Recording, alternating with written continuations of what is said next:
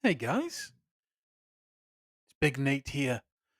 Today's review is of Disney Marvel's latest series, Agatha All Along, a sequel to WandaVision and technically also a sequel to Doctor Strange Multiverse of Madness. And without further ado, let's get into it.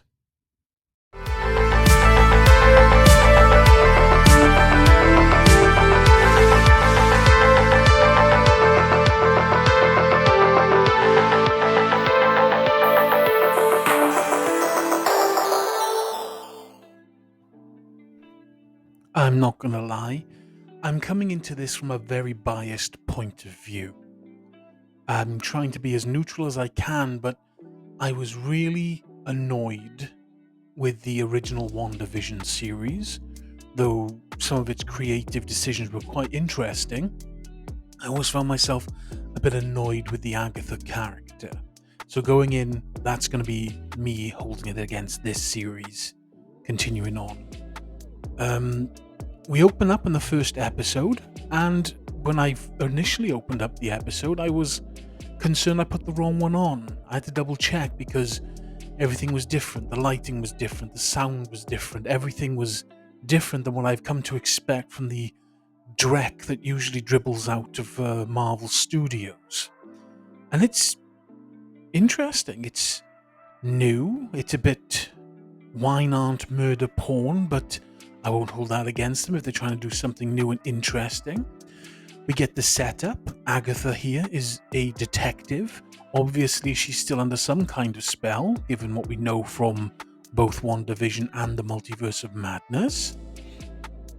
And it's okay, it's interesting. We get a bit of an exposition dump on the murder mystery of why Agatha's late to the investigation. It's a bit cut and dry and staid.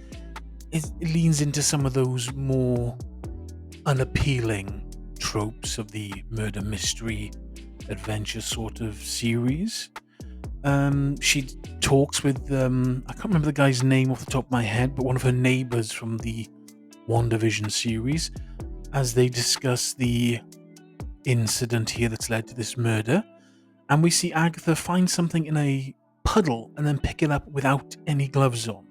That's a trope I absolutely despise in detective series when detectives pick up stuff without gloves on. It's a pet peeve. It doesn't happen often, but when I see it, I remember it and I don't like it. We see her examining the body a bit. There's a lot of trauma to this body, obviously. And we see her following through with the evidence, which, quite interesting. They go to a library and she discusses the murder loudly enough to skip the line. And you get a lot of shades of miscongeniality here, with her cutting the line with the nonsense and then getting what she wants. Similar to that scene in Miscongeniality at the donut shop. I think it's either Dunkin' Donuts or some other donut chain. Or was it a coffee shop? One or the other, doesn't really matter. We see her discover the book that a bit of evidence responds to. This, in this case, a library book card. You take a library book, you get a card, one of those. And she goes to find the books that correspond with that, and she finds the entirety of the bookshelf where that book was burnt to a crisp. Bit of foreshadowing for the series, or potentially due to Wanda snatching control of the Darkhold from her. Hopefully the series will tell us as we go. We meet a annoying FBI agent who is needlessly rude to the other quote-unquote police officers here. They have a bit of a chat, and once again Agatha goes a bit too far, and she goes home. And we see her at home, and it's a child's bedroom for a kid named Nicholas Scratch. Now, I don't know if that's supposed to be a pun or a joke or something, but We see this room and we see Agatha's concerned, sad-looking face, like this was her kid's room and the kid's no longer here, so we can only surmise that either the kid's dead or the kid's run away or something else, or maybe it's a trick of the spell that she's currently under.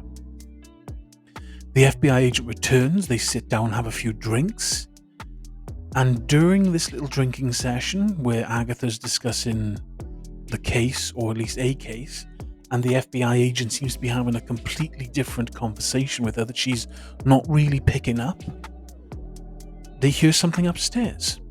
And this turns out to be a burglar. Someone has broken into Agatha's house and was searching through the things in the child's room. She chases him, and there's a little bit of a chase scene going on. It's not a bad chase scene, it's not great, but it's not bad. Only for the young man that she's chasing to get hit over by the car that is being driven by the mum from that 70s show. She's already my favourite character. She takes the young offender to the police station, chucks him in the interrogation room, and begins to interrogate him vigorously using all the old good cop, bad cop tropes, but without a good cop, it just comes along as abuse and feels a bit abusive. She starts showing him pictures of things, and he's not telling her what's the picture that she's holding. She's giving him a picture of the body, and he's looking at a picture of flowers, which goes to show you that she is under some kind of spell. There's some sort of perception nonsense going on here. And then he starts speaking at her in tongues. Now, I'm not sure if this is supposed to be Latin or some just gobbledygook tongue language that they use, but it's a little bit of an interesting scene. And then she, quote unquote, puts him in the tank. I thought that was only for the drunks, but there you go. And then she goes down to the morgue. And when she gets there, there's nobody there. There's no mortician, there's no undertakers, there's no coroner. It is just an empty building. And when she enters into the main area where the bodies are supposed to be, again, there's nothing there. There's no body, there's no coroner, there's nothing. So she closes her eyes and begins to visualize what's supposed to be there. And she gives the description of the body she saw. And then when she opens her eyes, the body is back. As she approaches, she notices the toe tag. We get a nice zoom in of the toe tag. And we see that the body belongs to one W. Maximoff. This is Wanda's body. And then the FBI agent returns, revealing that all of this was a spell and that Agatha is still under the control of Scarlet Witch's spell from WandaVision. And as she begins to realize that that's exactly what's going on, she starts to feel hot, and she starts stripping off all of the spell that she's been under. She's pulling off the clothes, and as she's revealing layers, she's pulling back layers of the characters she played in WandaVision. She starts off with the 2000s, goes back to the 90s, goes back to the 80s, goes back to the 70s, goes back to the 60s, goes back to the 50s, in that really interesting black and white style that I personally enjoyed from WandaVision, only to then finally completely reveal herself, Agatha Harkness, unbound. And she is now standing buck naked, but at least she's in her home when she's done it. She then bolts outside and interrogates one of her neighbors, who reveals that, look, she's been under a real murder mystery kick, and they didn't want to interfere with what was going on. And I'm thinking, these people are some of the most sadistic I've ever seen. What kind of person helps a person in a delusion that is clearly self-destructive? You need to get that person help, not play into their psychoses. You don't help people by doing that. Very inappropriate. And what is also inappropriate is that Agatha is naked outside in the presence of minors. I don't know what Disney's obsession is with chucking naked people in front of children and having the children be visibly enjoying it. This should put Agatha on some kind of sex offender list. She storms back into her house, and it's revealed that she is now powerless. She does the little string thing that the witches from Star Wars The Acolyte did to try and access her power, and she can't pull the magic out. She rushes down to the basement and she finds her familiar, I believe it's her familiar, her rabbit, out and about. So she picks it up and then says to it, I've been mugged, she's taken everything and left me with a load of implements or instruments or, regular human stuff for making things. Like food. All of her magic equipment is gone. But there is a banging upstairs, and she realizes that one part of that delusion is true. She has captured that boy, and he is in the closet. Yes, very funny, putting the gay boy in the closet. The FBI agent from earlier attacks with magic this time and tries to kill her. They fight, a rather unimaginative fight, to be perfectly honest. There's a lot of cat fight nonsense you'd expect in a 1990s to 1980s chick fight in cinema. Not a lot of choreography going on there. And she grabs the blade end of the knife like that's supposed to be helpful. That's a double-bladed knife. You are literally slicing your own hand to pieces. And then in the midst of this fight, they reveal they cannot kill each other because it's against the rules. Then why are they fighting? If you cannot kill them, why are you fighting? This is base level stuff. Professional wrestling has this. They have the trope where, you can't touch each other unless you're going to be fired. This is a similar thing. You can't touch each other. It's against the rules. Then why is she there engaging in a physical contest against her? Why isn't she, as a magic person, why hasn't she built a golem or some form of hired hitman to do the job for her? Then she doesn't break the rules. Somebody else kills her and everything's hunky-dory. I don't understand why they got to go, we're fighting and I've stabbed you a bit, but I can't kill you and you can't kill me. Makes no sense. Shouldn't be in there. Writers should be better than that. They should be absolutely better than that. They talk a bit more, and then she convinces Agatha convinces the woman who attacked her that she doesn't want to fight her now when she's at her weakest. She wants to fight her when she's at her strongest, when her magic is fully returned. The FBI agent smiles and says, other people are looking to deal with you, and I can just sit back and watch. I'll even tell some of them what's going on. And she says, well, who are you going to tell? And she says, the Salem 7, apparently the worst of the worst. And if the FBI agent's ability with magic here and the choreography shown here is anything to go by, their fight's gonna suck. This episode, I'm giving a solid 3 out of 5 stars. I'm not going to mark it any higher because there was nothing here that was really groundbreaking. I'm not going to mark it any lower because it feels like they were trying to do something. They may have failed a bit, but at least they're trying. At least they're giving it a go. They're not just tossing things into the wind.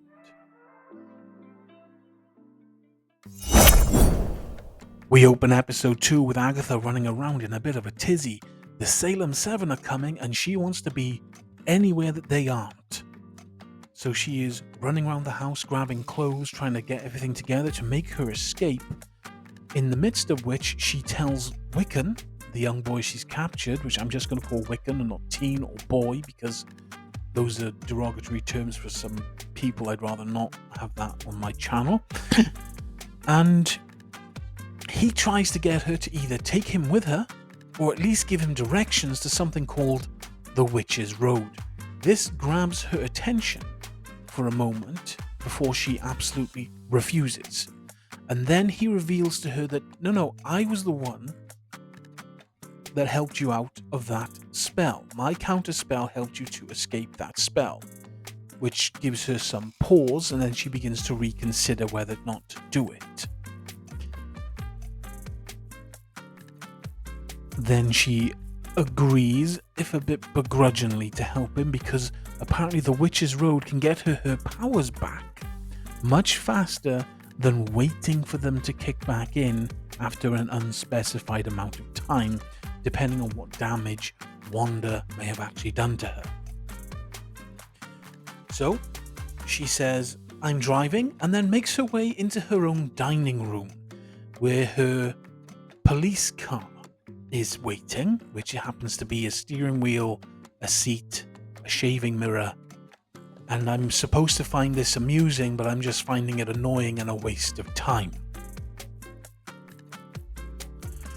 She then tells him he's driving and he has his car parked outside in the street, so they make their way to it. We get a bit of talking between the two, and he leans heavily into him being a magic person. His boyfriend calls him and he ignores him, and there's this really weird feeling that they're trying to make this character, I don't know how to express this without coming off sounding like wrong, but it feels like this character is more of a parody of a gay male than it is a gay male, if you get my meaning. I'm trying to be as politically correct as I can in this instance. It feels like the character, as he's depicted in this entire episode and this entire series so far, feels like a parody of a homosexual, something that would be played for laughs in the 90s and 80s, like a Just Jack sort of character. They seem to be slowly dialing him up to that. It's a bit concerning. We find that there are rules for making a coven, and that only a coven can walk the Witch's Road.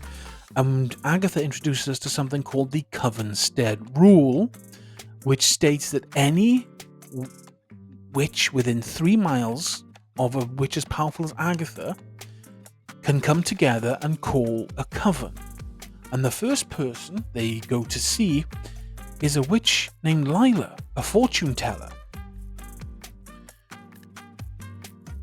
We get a bit of a scene where she pulls a terrible southern accent, and I've heard some ridiculously terrible southern accents in my time, as she tries to get a fortune told by Lila.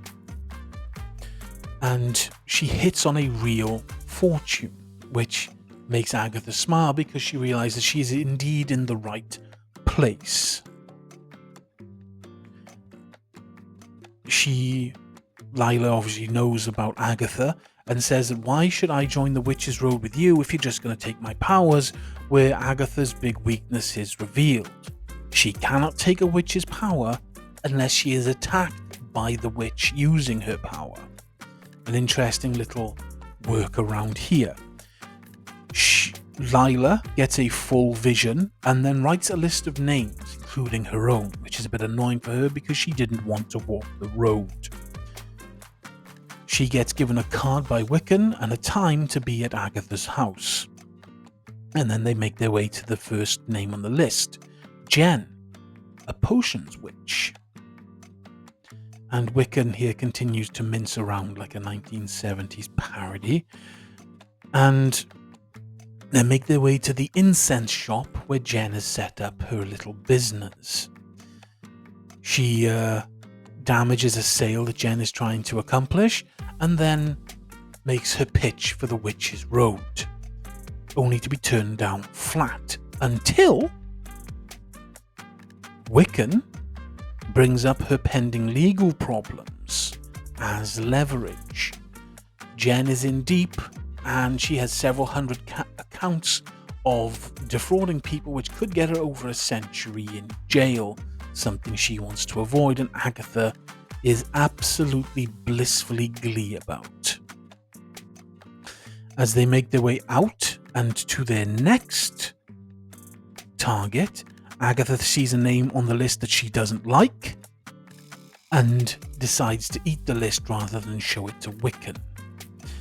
The number 3 name on it is a blood witch / protection witch, who is named Alice. Apparently, she is the daughter of another witch, which makes her a blood witch, but her specialty is protection. So Wiccan starts. They make their way into the store.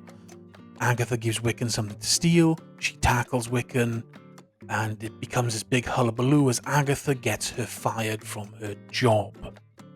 Bit of a dick move, but so far the entirety of Agatha's existence in Marvel has been going from one dick move to the other.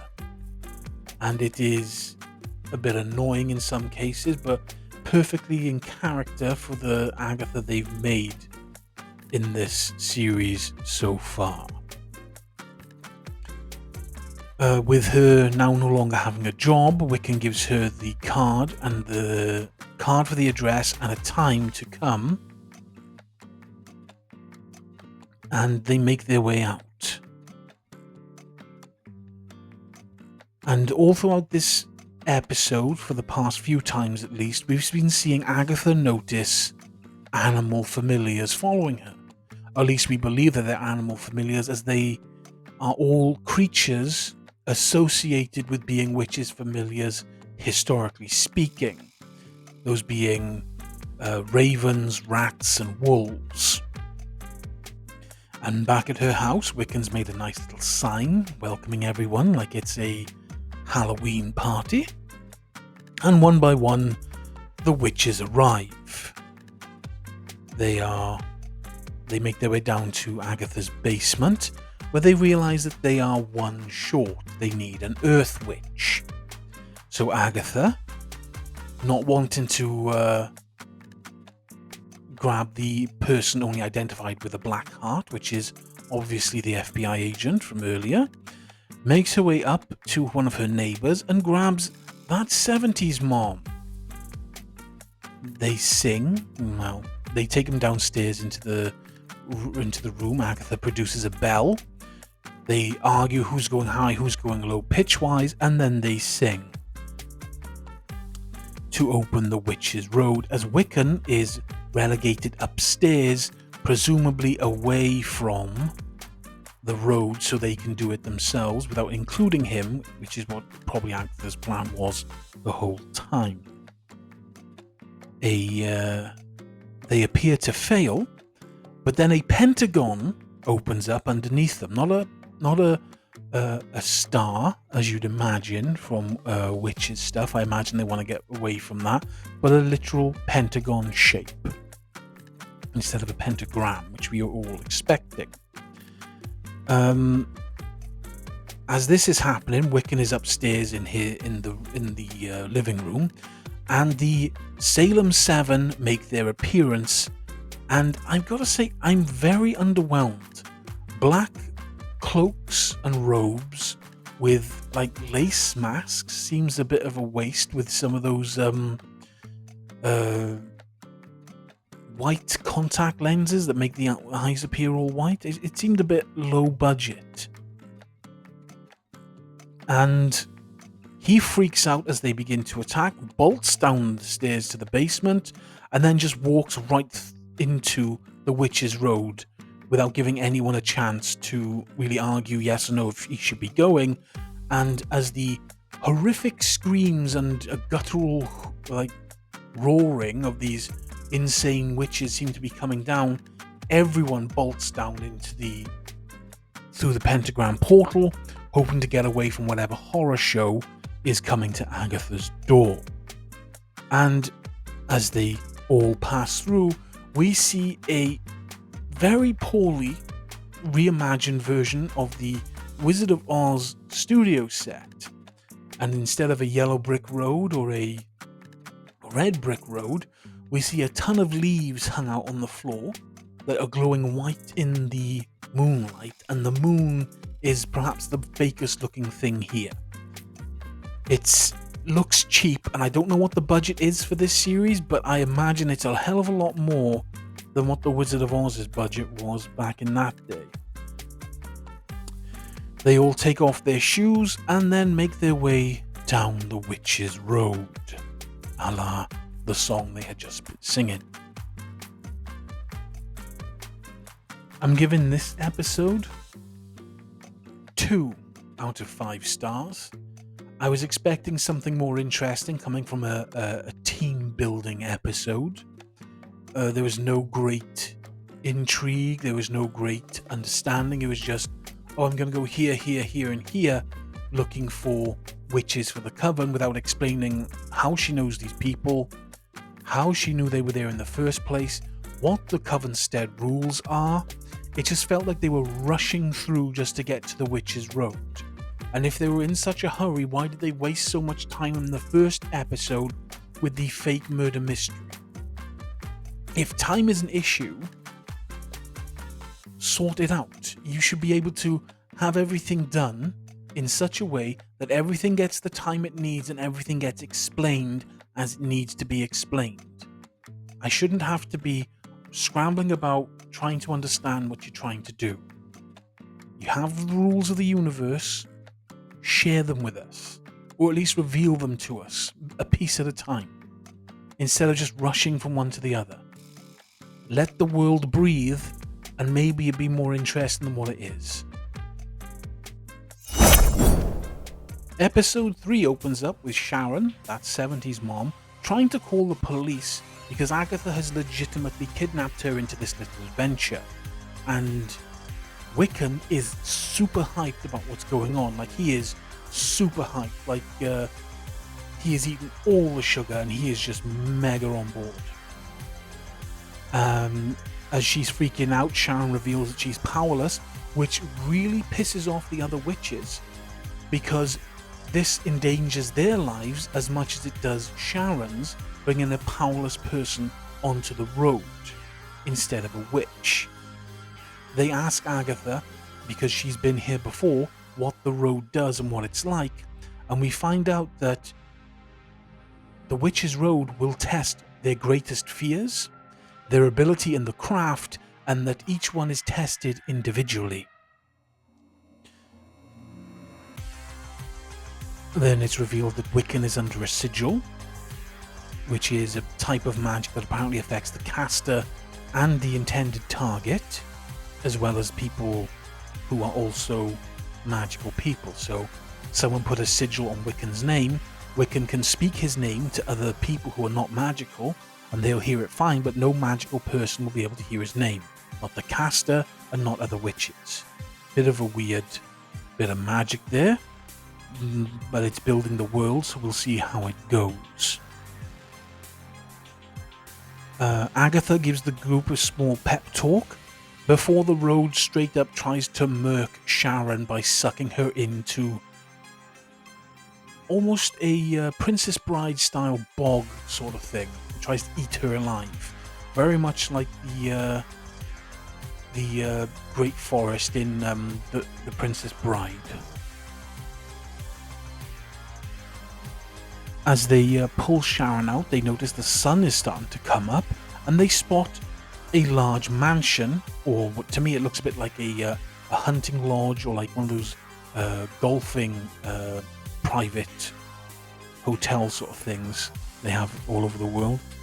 And it's revealed that this is the full moon test. As they get to the door, they see a gigantic blue, I want to say sapphire, I think it's intended to be sapphire, full moon on the door, and this is the water test.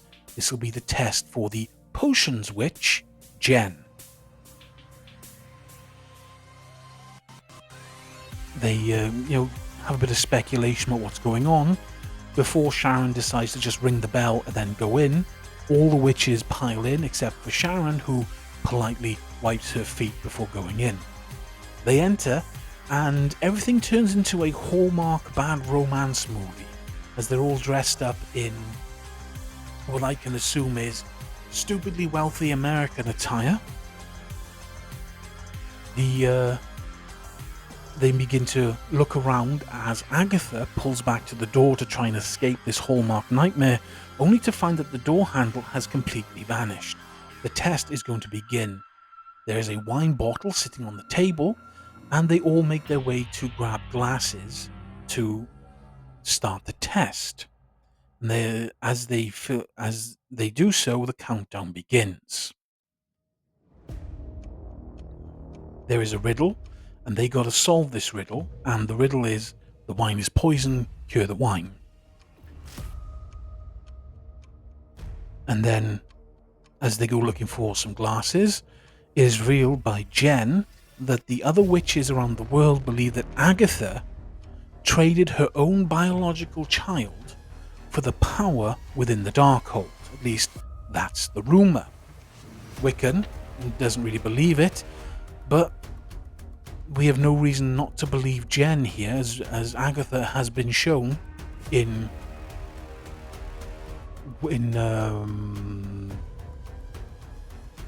WandaVision to be quite the black-hearted woman. But how much of that was her and how much of that was the Darkhold is yet to be revealed. I think that they're trying to set up that everyone believes that the child that was sacrificed for her to get the Darkhold is Wiccan. Whether or not that's revealed to be true or not, we'll see as this goes on. The glasses get handed out, and everyone pours in wine into their glasses. Sharon, not really being aware of the danger, necks back her entire drink, followed by all the others, except for Wiccan, who they stop from drinking. Wiccan and Alice then sit on the sofa, and they discuss the tattoo that Alice has, and it's apparently to ward off dark curses, and her mother made her get it for protection. And as they talk, Agatha, who didn't drink from the wine earlier, in fact spilled it into a plant pot, leaves her glass on the side, and it begins to slowly refill with the wine. And as the poison starts to take effect, everyone's faces begin to distort like they're a terrible parody of plastic surgery that rich people usually get. You know, the buccal fat removal, the injected lips, the massive amounts of cheek filler, that sort of thing. And I quite like that. It's a bit of a commentary on rampant plastic surgery in those sort of communities. The first one to collapse is Sharon, and then we find out that Agatha hasn't drunk. We already know, but then everyone else finds out that Agatha hasn't drunk, so she reluctantly necks back her wine, and then her face begins to just to distort again. And now Jen has to find the cure. Immediately, she gives out orders of what to find, certain ingredients, and they all shoot off to try and find where the ingredients are. And Alice goes upstairs with Wiccan, and they break apart, and Alice sees something in the sauna. And it appears that everyone here is being haunted by their past. Alice by her mother, and Jen by apparently the man that somehow bound her powers, and Aliyah by some spirit that isn't really identified, and they don't really go into it just yet. So that's probably going to be her episode later on. They rush to get all the ingredients together and start making the potion, only to realize that they need something to boil the potion with, which Wiccan kindly solves. They then take their hair, put it into the potion and drinking, all except Sharon, who is completely unconscious by this point. We then hear glass cracking, which was revealed earlier that they were all actually now underwater because this is the water test, before it finally smashes. Everyone takes the potion, the oven door pops open, and against every type of safety instruction on the planet, they all crawl into the oven and to, at least in this dimension, safety. As they are sent down a water flume, it looks a bit fun, like a little water slide. As they all hit the bottom of it, though, they discover that Sharon is dead.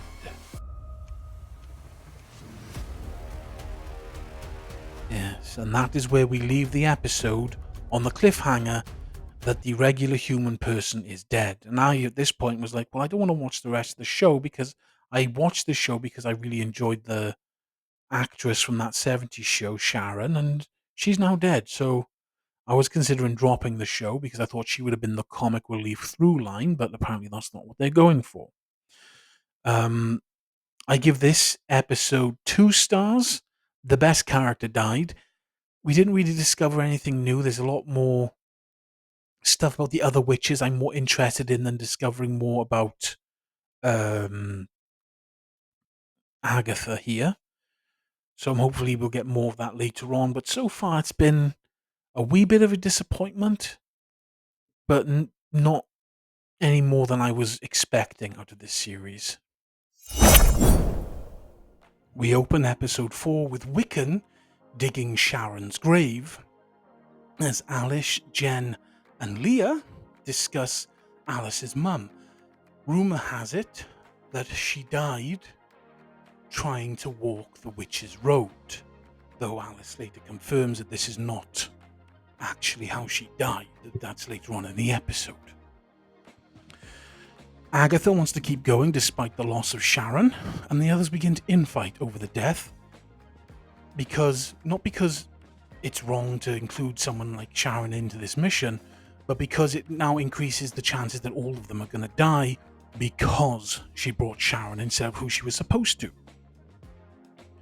So, left with no other option, Agatha agrees to summon Blackheart, the witch that should have been with them the whole time, the Earth Witch. And they each send a prayer out as they're doing the magic for the type of person they want to arrive, and the FBI agent digs herself out of the earth, and we finally get her name, Rio. Agatha gets annoyed at her appearance as she begins to stir some trouble with her, and she marches off, the rest eventually following just behind Rio, who is doing a very poor impression of Dorothy in Oz, even at some point singing a bit of the song "We're Off to See the Wizard." We find out that all these witches are gay, and I'm not sure whether the Marvel are implying that all witches are gay, or that all these witches in this coven are gay, or that all witches in Marvel are gay. I don't know, but apparently this is the gayest Marvel show ever, so I wouldn't put it past them to do the latter. As they walk the road, they see another house. Alice, wisely, decides to GTFO, not wanting to deal with another murder house again. But as she walks away, Agatha grabs her and begins trying to convince her to come around and do the test, because that's the only way that they can continue to walk down the road. But as they're walking together, they look up and the house is now again in front of them, indicating that once you start the road, you cannot turn and leave. They get to the house's door, and this time we see a waxing moon in red ruby colours with the yellow on there as well, revealing this to be the fire test. Alice's test, the test of protection. Rio and Agnes have a moment before they go into the house, before Alice basically sucks it in and then goes in through the door. And everything turns into the 1970s, and every single one of these characters is wearing something that looked like Cher would be wearing in the 70s. Which annoys me even more, because it would have been great to see Sharon in 70s kit again, because she is the mum from that 70s show, and I really enjoyed that show when I was younger. As they spread out and try to find out what they're supposed to be doing, each of the witches comes up to a different piece of art, or at least Leah and Jen do, and they both have flashbacks, one more horrifying than the other. Alice and Leah have a moment before Leah has some type of vision. And then we change over perspectives to Agatha and Rio in the sound booth. This entire house has been set up almost, apparently, exactly like Alice's mum's studio at home. And we get some more background for Alice and her mum Lorna, who apparently had to sell the back catalogue from her music career in order to keep the house because of the failure of one of her tours. Rio flirts with Agnes, or Agatha, and while they're in the sound booth together, Agatha activates the PA system, and we hear Rio tell everyone that Agatha's plan is the same plan that she had the last time she was on the road, and that is, at the end of it, to kill the others one by one. This naturally sets everybody off in a tizzy, but it also has the effect of activating the test. And it starts with Leah being hit by the curse. They then use chalk to surround her in a protective circle, and it ends with her just having a burning scar over her right arm. And then Jen gets the same issue, and this time Rio uses her knife to cut a circle around her on the floor, allowing her to be relieved as well, and she also shows the same scar. They all turn to Alice, who reveals that she has the same scar because her mother didn't die on the Witch's Road, she died in a fire because of a family curse. And the scar she bears is the curse scar. And now they have to consider how to defeat this curse.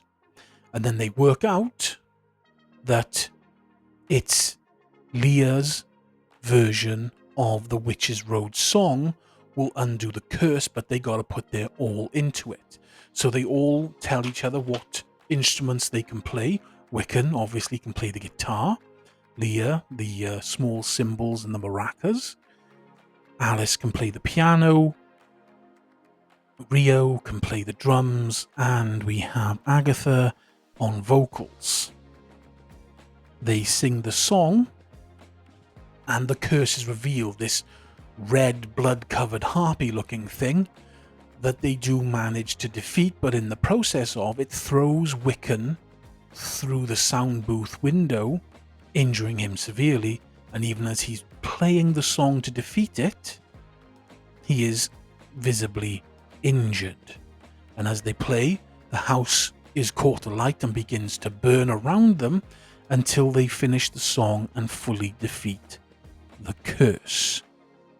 And then they appear outside, and only then do they notice that Wiccan is injured.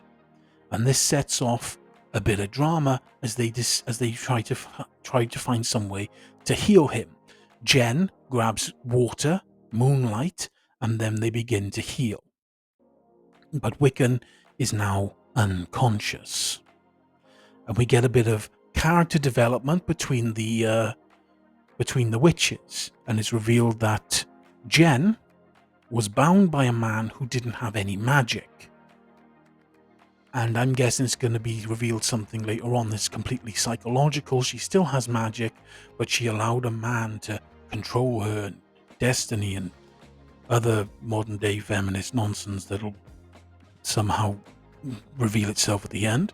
Alice reveals that she had completely abandoned magic after her mother had died.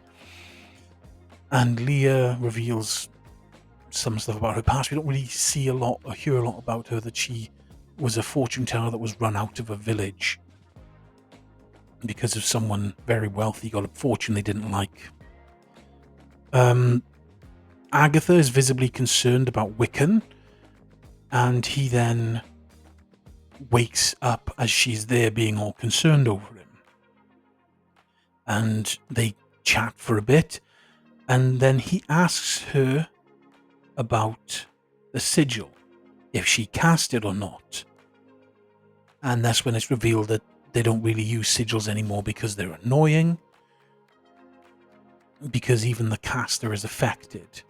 Then he asks about her son, and she just gives him a look, and she leaves to talk to the other witches, who are talking now about battle scars.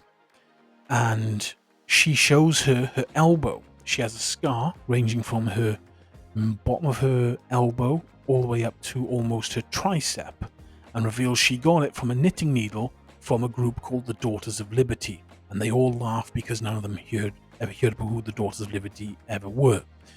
Rio reveals that her battle scars were given to her by Agatha, who broke her heart, or some such nonsense. This episode is a bit of an improvement, I'm not going to lie. There is a lot more character work here. Alice is fast becoming my favourite character amongst this group of miscreants. But it's missing a lot, and it's trying to do a lot with a limited amount of time. Again, it feels like they're trying to rush to the finish. I can only give this episode 3 out of 5. It's much better than the last two. There's a lot more character development. There's a lot more synergy going on between the characters. But I don't believe this series is going to go any higher than this. I think from now on it's going to be straight down, down, down, as the song goes. This series has a lot of flaws. And as the episodes have been going on, those flaws are becoming more and more apparent. A lot of money was apparently spent on this series for not a lot of gain. If you want an interesting and compelling magic-based live-action series, I could recommend Power Rangers Mystic Force for you, as it covers a lot of magic stuff. There's character development in it. The characters are a bit shallow, but it's Power Rangers. It's not meant to be something huge, but it was also done by Disney at the time. If you don't want something that's all the cheese of Power Rangers, but as a fantasy action genre, then perhaps the original Charmed series is more your bag. It does this magic thing a lot better, a lot more high stakes, better acted. The budget is tiny in comparison, but it all feels much more genuine than this. But I do give you a caveat that some of the early seasons are painfully 90s, and you'll get what I mean if you actually watch them. I mean, they are painfully 1990s. If you don't want witches as your main fantasy thing, then I can recommend to you Xena Warrior Princess as the more fun feminist romp through the distant past using magic and having adventures. It's a good series. Lucy Lawless is a good actor, and the entire crew is there, and you can tell they're having fun while they're making it. If you want a more male-orientated version of that, then go for Hercules: The Legendary Journeys. Trust me, Kevin Sorbo is better than you remember and better than what people tell you. And some of the acting choices he makes make the show even more fun. This series is boring to get through. There are characters on there that are just wasting your time. It doesn't feel like they have any intention to do anything with this series. It just feels like they're spinning their wheels for no other reason than we have this show, we're contracted to put it out, let's put it out. It's not fun, it's not exciting, it's just a bunch of stuff that's happening together that's been filmed. It's not really that enjoyable for me. If you enjoy it, all power to you, continue to enjoy it. I'm going to review the rest of this series, and then I'm going to probably do something more fun, which is more than likely going to be Doctor Who. And not New Who, because I don't really get along with New Who all that much. It'll be Classic Who. Classic Doctor Who, the original Doctors. And if I do get into New Who, I'll probably end at Capaldi, because he was the last real Doctor to me that felt like it was still Doctor Who. Having said all that, I'm Big Nate. This is my chronicle. I'll catch you guys somewhere down that road. Big Nate, out.